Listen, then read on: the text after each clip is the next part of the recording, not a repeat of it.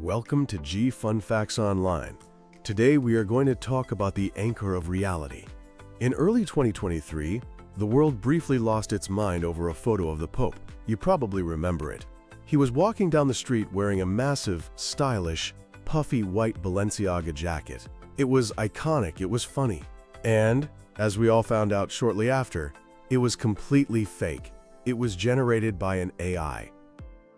That puffy coat moment was funny, but for information scientists and security experts, it was a warning shot. If an AI generator can fool millions with a fashion statement, what happens when it generates a politician declaring war, a CEO announcing a bankruptcy that crashes the stock market, or a fabricated piece of evidence in a murder trial? We have entered the age of synthetic media. Tools like Midjourney, Sora, and GPT-4 have democratized the ability to create hyper-realistic content, effectively dissolving the implicit trust we once placed in the idea that seeing is believing. As the lines between the physical and the digital blur, society is scrambling for an anchor, a way to tether digital assets to their origins. This brings us to the subject of today's deep dive: digital watermarking and content provenance. Once a niche tool for protecting a photographer's copyright, this technology has morphed into the bedrock of digital civilization. It is no longer just about royalties. It is about protecting the concept of a shared reality. Today, we are going to explore the mechanics of this invisible technology, the arms race between attackers and defenders, the geopolitical battles over standards, and the profound ethical questions that arise when we try to engineer truth. Let's start by looking under the hood. To understand how we secure the future, we have to understand the technology that hides in plain sight. Digital watermarking is the science of embedding information into a signal, whether that is audio, video, an image, or text, in a way that is difficult to remove but easy for a machine to detect. Now, watermarking exists on a spectrum. On one end, you have visible watermarks. These are the classic overlays you see on stock photos. They are overt declarations of ownership. However, in the age of AI, visible watermarks are essentially useless for security. AI inpainting tools can look at a watermark's logo and simply guess what pixels should be behind it, erasing the mark in seconds. The real battle is being fought in the realm of invisible or imperceptible watermarks. These are woven into the very fabric of the data, relying on the limitations of human perception. For example, your eye cannot distinguish between a pixel with a red color value of 255 and one with a value of 254. By subtly shifting these numerical values across millions of pixels, algorithms can encode binary data without altering the image's appearance to the human observer. Within this invisible realm, we distinguish between two types: robust and fragile. Robust watermarks are the armor. They are designed to survive compression, resizing, cropping, and even re-encoding. These are used for copyright and provenance tracking. Fragile watermarks are the wax seal. They are designed to break the moment a single bit of the file is altered. These are crucial for tamper detection in legal and forensic contexts. If the watermark is broken, the evidence is compromised. But how do they actually work? Modern watermarking goes far beyond simple pixel manipulation. It operates in what mathematicians call the frequency domain. Algorithms like the discrete cosine transform, or DCT, break an image down into blocks of frequencies, the same math that powers JPEG compression. The watermark is embedded into the middle frequencies, which are significant enough that they won't be compressed away, but not significant enough to be visible to the eye. For audio, engineers use a method called spread spectrum. They generate a pseudo-random noise sequence, the watermark, and spread it thin across the entire frequency range of the audio file. It is masked by the louder audio content, making it inaudible to your ear, but a computer knowing the key can easily detect the pattern. Then we have the challenge of text. Watermarking text generated by large language models like ChatGPT is significantly harder than images. You cannot change a pixel in a word, You can only change the word itself. To solve this, researchers have developed the green list method. When an LLM generates a sentence, it predicts the next word based on probability. A watermarking algorithm takes the top choices for the next word and randomly divides them into a green list and a red list.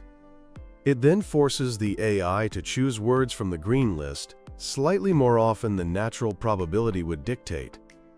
To a human reader, the sentence looks normal, but a computer analyzing the text will notice a statistical anomaly. It will ask, why did this author choose a green list word 80% of the time, when a human would only do it 50% of the time? That statistical bias is the watermark. However, invisible watermarks have a problem. They are often proprietary. A Google watermark usually cannot be read by an open AI detector. To solve this interoperability crisis, the tech industry has united behind an open standard called C2PA, the Coalition for Content Provenance and Authenticity. You should think of C2PA not as a hidden code, but as a digital nutrition label. It creates a manifest that travels with the file. This manifest contains assertions, statements of fact, like this photo was taken by a Nikon Z9, or this photo was cropped in Photoshop. Crucially, this manifest is cryptographically bound to the file. If someone changes a single pixel of the image without updating the manifest, the cryptographic signature fails, and the tamper seal is broken. The ultimate vision here is glass-to-glass trust, authenticity that stretches from the glass lens of the camera to the glass screen of your phone. Camera giants like Sony, Nikon, and Leica have already begun integrating C2PA chips directly into their hardware. These cameras digitally sign the image at the exact moment of capture, creating a secure original. When a photojournalist opens that file in Photoshop, the software reads the signature. If they adjust the brightness, Photoshop appends a new assertion to the history. It doesn't destroy the record, it adds to it. Finally, when the image reaches a social media feed, the viewer can click a small content credentials icon to see the entire history: who took it, when, where, and exactly what edits were made. Of course, no security technology is perfect. We are currently in a high-stakes game of cat and mouse between attackers and defenders. Adversaries have developed attacks like washing. This involves using diffusion purification, where they add a small amount of noise to a watermark image and ask an AI to clean it up. The AI often scrubs the watermark out, interpreting it as noise. Hackers also use model extraction, stealing the DNA of an AI model by querying it thousands of times to train a clone. Here, watermarks act as radioactive tracers to prove intellectual property theft. Perhaps the biggest danger to C2PA is spoofing. If a hacker steals a photographer's private cryptographic key, they can sign fake AI images as authentic photos. This is why secure hardware chips and cameras are so vital. They keep those keys locked away. Defenders are responding with deep learning watermarks, which are neural networks trained specifically to survive the distortions AI generators produce. They are also using soft binding, which combines the metadata of C2PA with the pixel data of invisible watermarking. If a social media platform strips the metadata, the invisible watermark remains, allowing a cloud crawler to look up the original history in a database and reattach it. This technological battle is playing out against a complex geopolitical backdrop. The world is fracturing into different regulatory regimes regarding AI transparency. China has moved faster than any other nation, acting as the strict controller.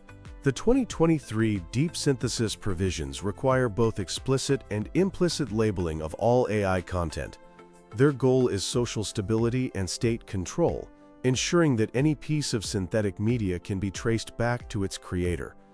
If you generate an AI image in China without a watermark, you are violating the law.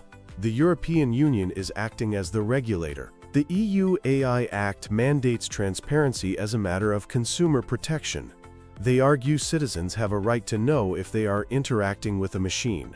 However, open-source developers argue this is impossible to enforce on open models, where users can simply delete the code that adds the watermark. The United States is taking the role of standard setter.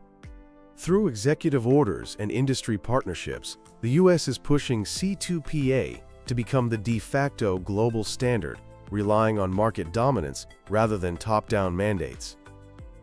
While governments argue, specific sectors are already deploying these tools on the front line. In journalism, truth is the first casualty of war.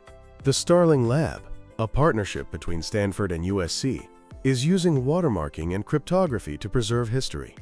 During the transition between US administrations, Reuters photographers used prototype cameras to cryptographically sign photos of political events.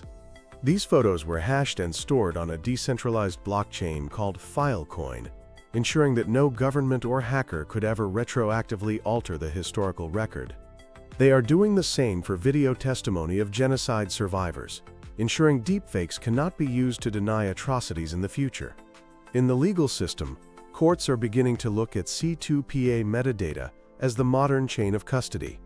As deepfakes become perfect, the defense of "I didn't say that" becomes plausible for anyone caught on tape. A video file without a cryptographic signature may soon be considered inadmissible hearsay. Artists are also using watermarking, but they are using it to fight back.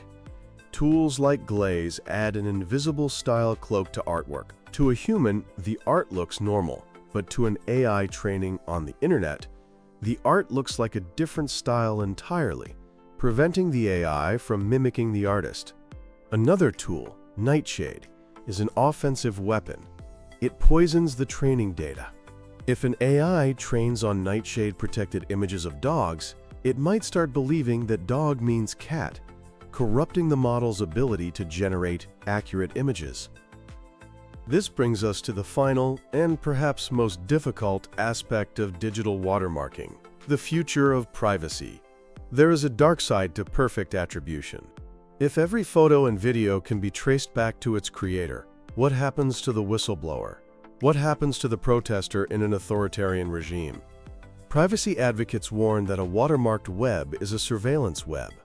If C2PA becomes mandatory, a dissident filming police brutality could be instantly identified by the cryptographic signature of their camera. The standard includes mechanisms for redaction, allowing a journalist to verify a photo is real without revealing who took it.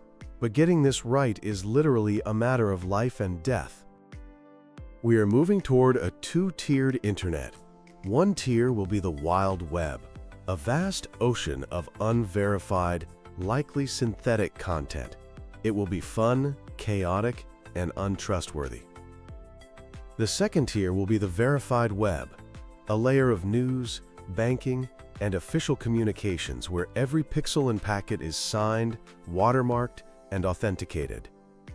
In this future, that secure lock icon in your browser won't just mean you have a secure connection. It will mean you are looking at verified reality. Digital watermarking is not a silver bullet. It will be hacked. It will be circumvented. But right now, it is the only shield we have against the erosion of truth. As AI scales to infinity, the value of human-verified, cryptographically anchored reality is about to become the most precious resource of the 21st century. Thanks for listening to Fun Facts Online.